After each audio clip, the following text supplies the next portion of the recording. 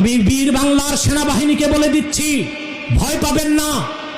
কি আমেরিকা হোক, কি হিন্দুস্তান হোক, কি বার্মা হোক, আমার লাল সবুজের পতাকায় যেই তাকাবে, এদেশের ইসলামপন্থীরা তাদের চোখ বের করে ফেলবে।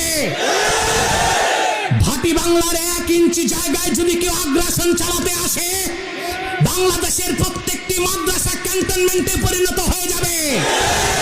সকল মুসলমান সশস্ত্রভাবে সেনাবাহিনীর সাথে কাঁধে কাঁধ মিলিয়ে জিহাদের ডাক দিবে।